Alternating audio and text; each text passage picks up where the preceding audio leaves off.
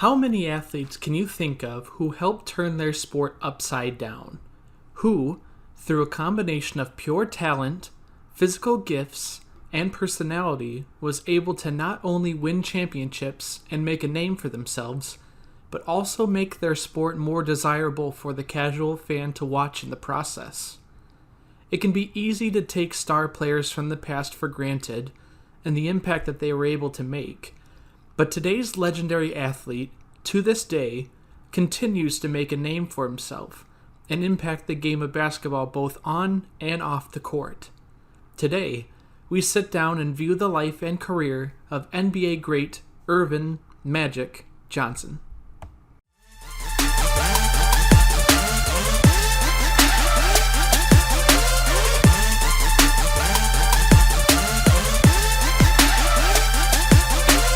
Welcome to Walking with Legends, the podcast dedicated to telling the stories behind the most iconic athletes and teams in sports history and what made them become a legend.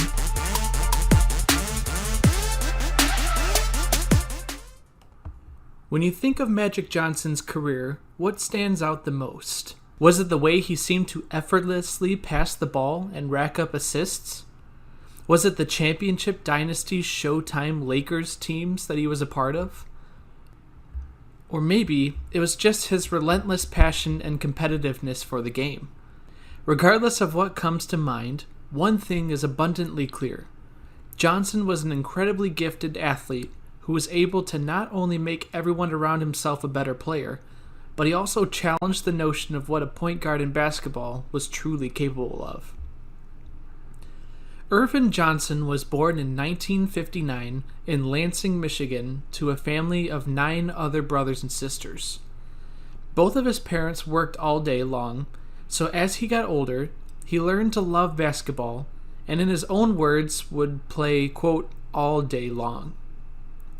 Johnson came from an athletic family, as both of his parents had played basketball in their youth, as well as his older brother Larry. Johnson would recount, quote, I dribbled to the store with my right hand and back with my left. Then I would sleep with my basketball, unquote. When Johnson got to high school, he had a desire to play at Sexton High School, a predominantly black high school that was known for having a great basketball program.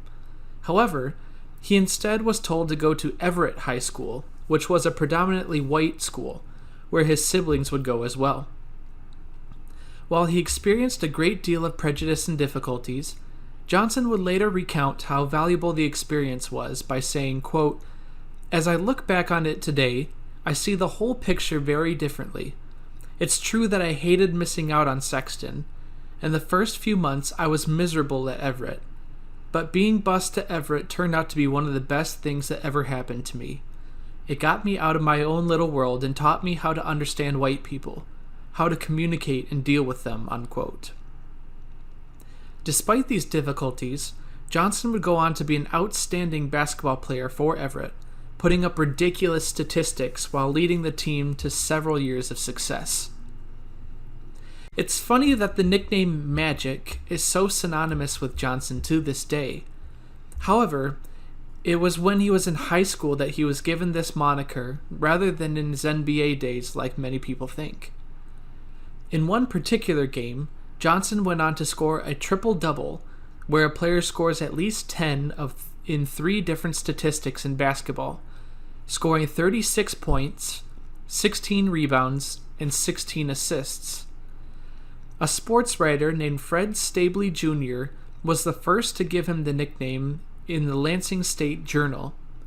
Magic would go on to lead his team to a state championship in his senior year, averaging almost 29 points and 17 rebounds a game, and made a statement to all of the surrounding colleges that he was a can't-miss talent.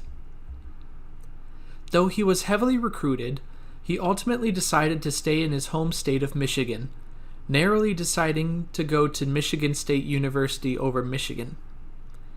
As a freshman, he helped lead the team to a 25-5 record and a spot in the Elite Eight, but ultimately ended up losing to the eventual national champion Kentucky Wildcats.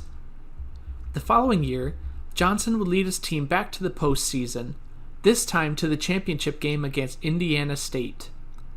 Though they couldn't have realized it at the time, this championship game would go down in history not only as the highest-rated college basketball championship game of all time, but as the beginning of a long-standing rivalry between Johnson and Larry Bird. Although Johnson would be victorious during their first meeting, as Michigan State defeated Indiana State 75-64, it would only be the beginning of a 10-plus year stretch in which both players would battle for NBA supremacy on their respective teams. After his sophomore season at Michigan State, Johnson declared for the NBA and was met with the same level of high expectations and eagerness as he did when he was recruited for college. Though the New Orleans Jazz, who would later be relocated to become the Utah Jazz starting that season, owned the first pick in the draft, they had traded the pick to the Los Angeles Lakers in a previous season, allowing them to choose first, which allowed them to pick Johnson with the first pick. At this point in their history, the Lakers were experiencing a great deal of change as the ownership group changed hands, and new owner Jerry Buss had a vision that Magic would be able to spark them with new energy, and not long after, the Showtime Lakers were born. The Lakers already had one of the greatest players in league history in Kareem Abdul-Jabbar. However, once Johnson was selected, it elevated the team to their next level. In his rookie season, Johnson made the All-Star team and helped lead the Lakers to the championship finals against the Philadelphia 76ers. With the team up 3-2 in the series, and Abdul-Jabbar nursing an injury that kept him from playing, Johnson stepped up, offering to play whatever position was needed to win, and led the team with 42 points to help them win his first NBA championship in his career. Johnson would also be named the MVP of the NBA Finals during his rookie season, becoming the only player to achieve that feat in history. In the 1981-82 season, the first sign of controversy that involved Johnson would occur. The head coach of the Lakers had plans of reimagining the Lakers' offense, and Johnson, believing that it would limit his freedom and ability to have an expanded role, took offense to this. He ended up yelling in the locker room saying, quote, "I can't play here anymore. I want to leave. I want to be traded," end quote. The next day, the coach was fired and replaced with assistant coach Pat Riley, and despite a grueling season in which he had to work to gain his respect back among players and fans, the Lakers again won the NBA championship over the Philadelphia 76ers. The 1984 season would become the beginning of a long-standing rivalry between the Boston Celtics with their star player Larry Bird and the Los Angeles Lakers with Magic Johnson. The two had become very successful at the professional level as they both competed regularly for the MVP title as well as championships for their teams, and this trend would continue from 1984 to 1989, where at least one of these teams competed for the championship every year and ended up facing off against one another in 3 of these years. In the 1984 season, the Boston Celtics would get the better of Johnson and the Lakers in a grueling 7-game series, but the following year, the Lakers would get their revenge, defeating Bird and the Celtics for Johnson's 3rd total championship. All in all, Johnson would go on to win 3 MVP awards and 5 championships, compared to Larry Bird's 3 MVPs and 3 championships. However, both men would almost single-handedly help dominate an entire decade of the NBA and bring a legitimate rivalry every year that was exciting to watch.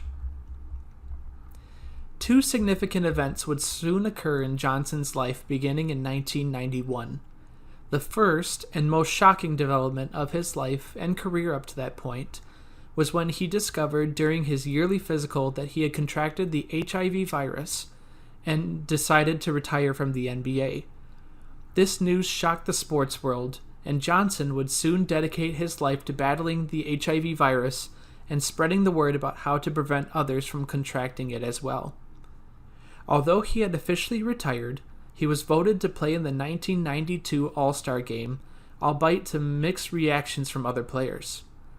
While several encouraged the pick, some players were concerned about their safety and whether they could be, quote, contaminated by playing with him. This didn't prevent Johnson from going out and putting on a show, as he would take home the All-Star Game MVP award. The other significant event that Johnson would participate in was being one of the esteemed members of the 1992 USA Olympic basketball team, affectionately referred to as the Dream Team, due to the stacked roster and popular belief that they were unbeatable. Johnson would join the likes of Michael Jordan, Scottie Pippen, Patrick Ewing, John Stockton, Charles Barkley, Karl Malone, and even his rival Larry Bird as members of a team that would go on to truly dominate the global competition on their way to a gold medal. The team easily steamrolled their way to victory, going 8-0 and winning by an average of 44 points a game over their opposition. Johnson would only contribute in a minor way, chipping in 8 points and 5 assists a game, but nonetheless saw this experience as a lifesaver. This was due to the fact that many of the players on the team thought that the HIV virus would end up taking his life, but Johnson would describe the experience as a wake-up call and proof that he could not only survive, but thrive despite his sickness. The team would go on to be remembered, even to this day, as one of the greatest assembling of professional talent on one team in history. Johnson would later recount on an appearance on Jimmy Kimmel Live a funny moment from playing on the Dream Team. He said, quote, "I never trash-talked, but one time in my life with Jordan. First time in my life I ever trash-talked.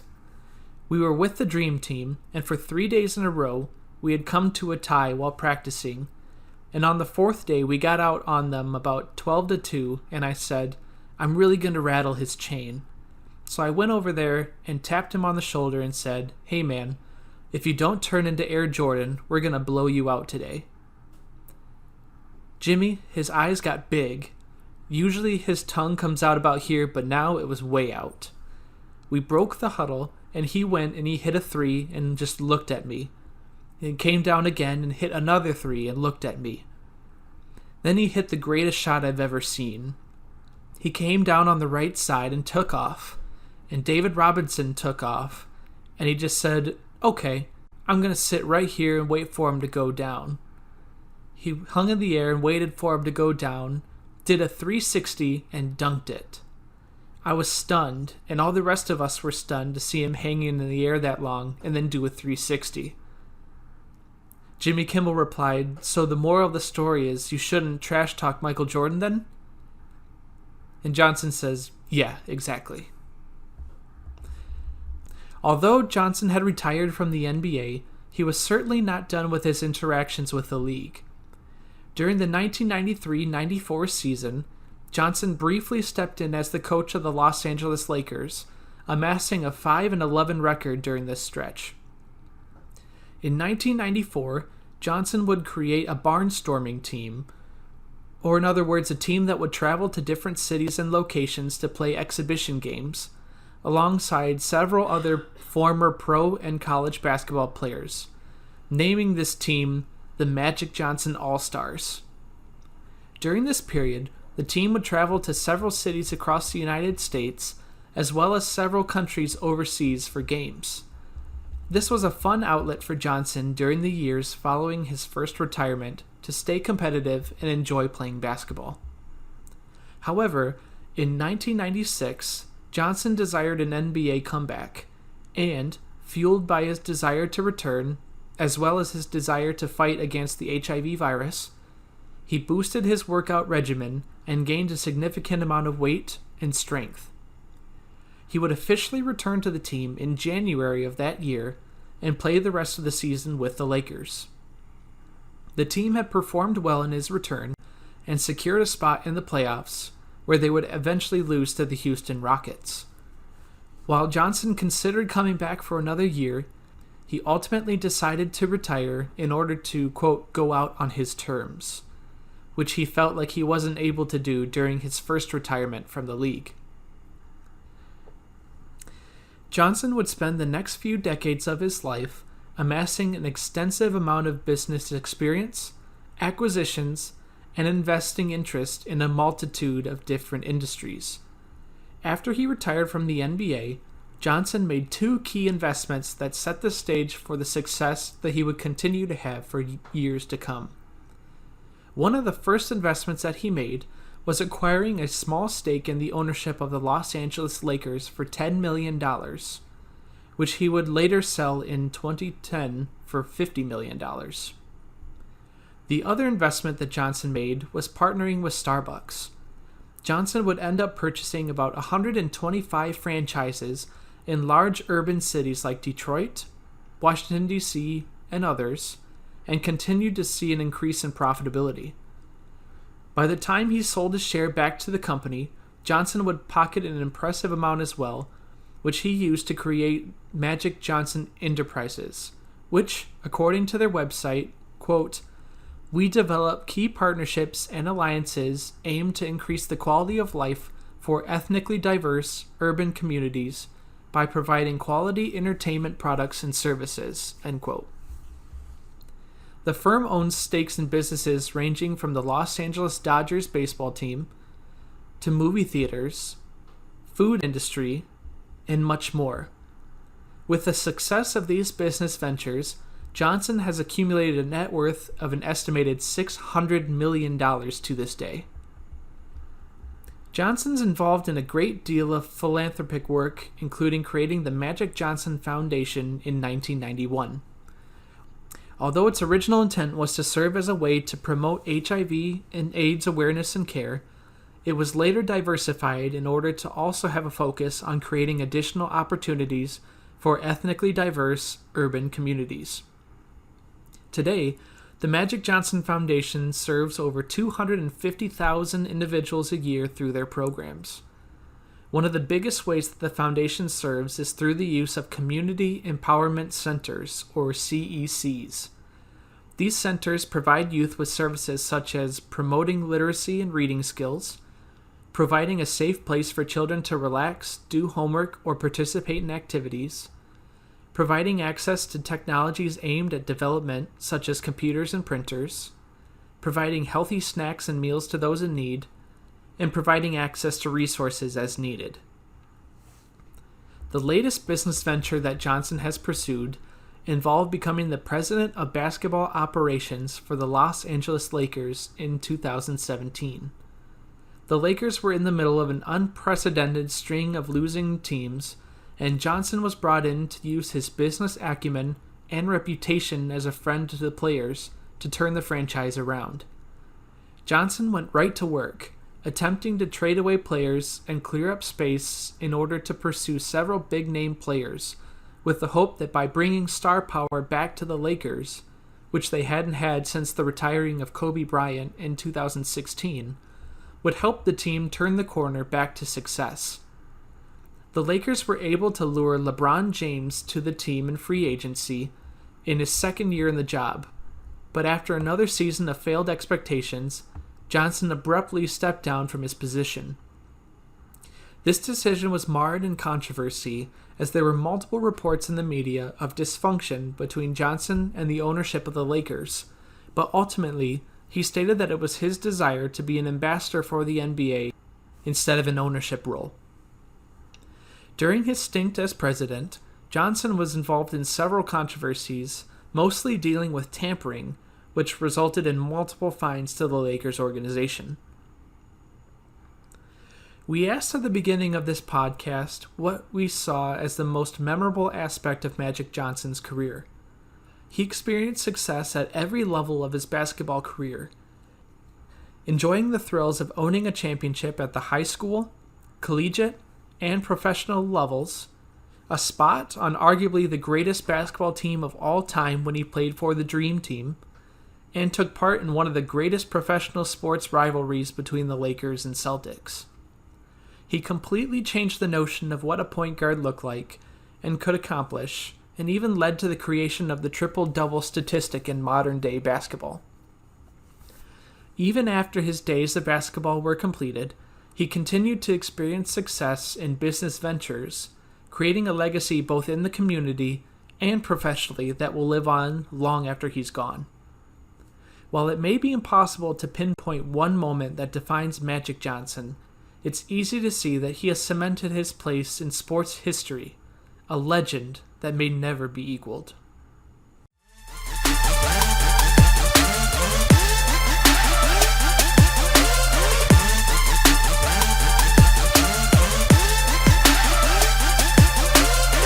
Thank you for listening to the Walking with Legends podcast. We appreciate your support and hope that you'll tune in next week as we examine the 2016 Western Michigan University football team. If you enjoy the podcast and would like to help it grow, we encourage you to take some time to leave a review, subscribe, or rate the podcast in iTunes. It is because of listener support like yours that we are able to continue, and we appreciate anything that you can do to help. Until next time, have a legendary week.